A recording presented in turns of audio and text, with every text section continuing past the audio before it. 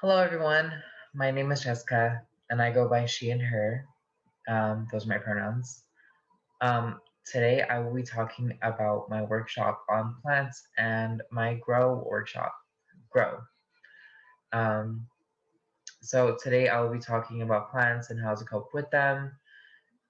Basically, getting into little details about how they help you in your day-to-day lives, and just little tidbits and facts that you might need.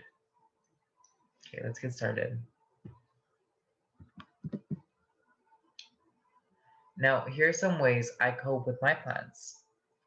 Hi, everyone. My name is Jessica. My pronouns are she and her, which I explained earlier. And today I'll be talking about my favorite thing in the world, plants. Yes, you heard right, plants. And I'll be teaching you the ways I cope with them in my day-to-day life. And I'll also be giving you little facts on certain plants that can help you too. Have you ever woke up in the morning and you felt down in the dumps, so you try to call your friends and they don't pick up? Well, if that's the case, get your green little friend and conversate with them as you saturate their roots with water. Conversing with your plants is a good way to relieve stress or say things you don't get to say to certain people. It might be a one-way conversation, but they are listening. Doing this often can help you in your could help you in your life by building your confidence and reducing anxiety in social settings. Even if it's just by talking about your favorite person or how hard your day was, it's guaranteed to make you feel amazing. By doing this, you're also giving them the air they need as they breathe in what we breathe out, and vice versa, as they produce oxygen.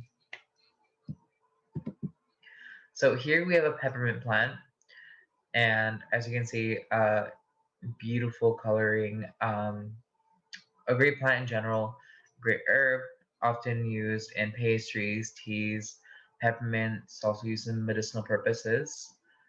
So yeah. Now, here are some relaxing plants that help you. Number one, do you know peppermint has an amazing chemical inside that helps your muscles relax? Often found in bath products to put in while you're taking some stress off of a hard day of working, peppermint also has been found to lower frustration and boost your alertness. Now here we have lavender, a beautiful plant, a very precious flower to me as I used to grow up back in my hometown in Hayward, where I was raised. A great relaxing plant, beautiful lilac colors and everything. Number two, we have lavender, one of my most favorite flowers in the universe. Has an amazing smell that can instantly make you feel as if you were in a field of flowers on top of a mountain. The scent lavender provides, along with its oils, which you can extract, are often used for soothing irritated babies and helping with anxiety and depression. Keeping your favorite pot with some beautiful lavender next to your open window will sure make you feel as if you woke up in the forest. Very much so my favorite plant. Flower. Here we have sage. So these ones are very unique. They have powdered leaves, often leaving like a powdery substance on your finger if you touch them. Um, a very strong smell when you can dry them out and use them as for spiritual purposes. They're also used for medicinal purposes as well. Number three, an amazing herb that's most well known for cleansing, sage. Now, sage is a very spiritual herb that a lot of people use in their lives to cleanse the negativity out. Sage is also used in medicinal purposes, like making medicines or teas to help with indigestion or fatigue. As sage these days are used a lot in people's lives, I would have to say that you should grow your own. As some indigenous people use sage as a medicine, since sage is gaining mainstream media attention, there's starting to be less and less for those who need it. And yeah, so definitely grow yourself some at home. It's a very good plant to have, especially if it's grown straight from the garden and harvesting them straight up. But please make sure to leave them for indigenous people because not a lot of sage is being used and indigenous people in general use them for medicinal purposes and they don't have it as they use them as medicines and starting to run out these days. Back on track. Did you know all the plants I've talked about so far all correlate with our daily lives, i.e., our right to grow? You see, as we start questioning who we are and who we love, along with who we want to be, is when we start to bud from a little seedling and start growing our roots to soak up the flowing knowledge in the soil of our past generations. With lavender correlating with our right to feel our emotions and how to go along with them and ride the waves of sadness and still come out and thrive to be the best us. Then there's peppermint, our right to relax in the most stressful times of our lives, and how to lay back once in a while and let the world do their thing. And sage, which is our right to cleanse our space, to not feel overwhelmed by negative situations that come to fruition by negative people around us. So we are able to walk away. Now, here we have a Cape Sundew, a Drossier Capensis. This is a carnivorous plant that basically digests insects, which is really interesting as they evolved. A lot of carnivorous plants evolved from low nutrition soil, basically soil that does not have nutrients in them, and they evolved to get nutrients from eating insects. Number 4. Now, even though these plants aren't known as herbs, I feel that they are beneficial, as all plants are to the world we live on. The next plant is a species of carnivorous plant from the Drossier family, Drossier Capensis. These octopus tentacle-looking friends are amazing for the planet as they grow their tendrils with little gobs of goo on these red hairs on them. Now, these gobs of goo are mucilage, which gives off a scent that attracts tiny bugs such as mosquitoes, gnats, and flies. The more insects they collect on the tendril, the more it starts to curl up and start to digest the bodies of these insects and grow even more. These are an amazing starter plant if you're getting into carnivorous plants. Little tidbit, Drossier Capensis was one of my favorite first carnivorous plants. When I first started getting into growing plants in general, I went online and bought some, and I love them so much. Here we have the most common species of carnivorous plant, the most well-known. If you've seen the movie Little Shop of Horrors, you can definitely know what this plant is. It's the Venus flytrap, i.e. Dionia marsupila. The Venus flytrap is a beautiful, they're different colorations. There's one called the dragon where it's a beautiful vibrant red.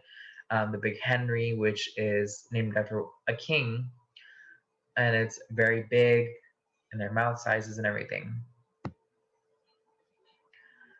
Number 5, the most commonly well-known carnivorous plant, Venus flytrap. With its many heads and beautiful variations and interesting looks, the Venus flytrap is an amazing example of evolution in plants, as they grow in soil that does not have any nutrients. Instead, they produce a sweet odor that attracts little flies and other various small insects, or whoever passes by it into its mouth. And as soon as they trigger the 3 little hairs in its mouth, they chomp down with a flash and slowly produce enzymes that digest the insect in its mouth. Here we can see basically if you look close enough, you can see the little tendrils hanging out in the water. I believe this is a bog. So these are bladderworts. They're tiny, microscopic little bladders attached to under this plant, and they're really interesting. I think everyone here would like them.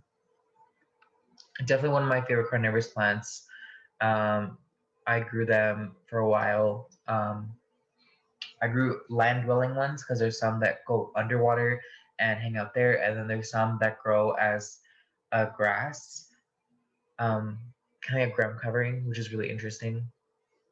Number 6, Bladderwort, an amazing plant that's not commonly well known to be one of the fastest plants in the world. And it's also, yes, you guessed it, a carnivore. These little plants flow along a river, growing these little bladder-shaped appendages under and on the sides of it. which, when triggered, can suck up microscopic insects and fish in only a millisecond, making one of the fastest plants and making sure to finish its meal. The meaning of plants. These past three plants may not be like others, but they are unique in their own ways of life and their meaning, and I'm here to explain them to you. We talked about how Drosera digests their food by producing a sticky mucus and trapping its prey in it, which is similar to us in our daily lives. As Drosera is able to digest, we are also able to digest information. Me explaining these little facts to you all is you digesting the information, which leads me to say that this is our right to learn, and Drosera teaches that. Along with Drosera, we have the Venus flytrap Dionia. I told you all how the Venus flytrap has many heads, and how it traps its prey with an alluring smell and triggering hairs in its mouth, but can also yet again relate to us and our lives.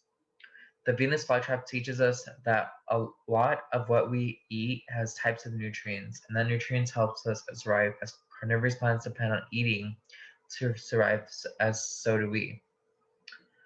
The Venus flytrap has taught me personally that I need to eat in order to function and do my daily tasks, like giving my cat food and water. You know, our little cats, animals, raccoons, maybe little rats we have, just making sure to feed them and feed ourselves, and so we can digest the information we have for the day so we can get through it. Now, last but not least, Bladderwort. Bladderwort can teach us many things, and the main one that sticks out to me is how fast it is. You see, in our daily lives, we need to keep pace with everything, whether that be work, eating, running, watching our phones, or how long we scroll on TikTok. No matter what, there is a set pace. What Bladderwort has taught me is no matter how fast we are, we need to pace ourselves and relax once in a while. And it is our right to take time for ourselves because just like everyone else, we are human. In conclusion, hey everyone, I just wanted to wrap this up by saying a big thank you for watching this, and that's it. Um, that it's always good to listen to your heart and emotions because that is how we grow. And remember, don't let anyone kill your vibe. Have an amazing youth summit. Bye, everyone.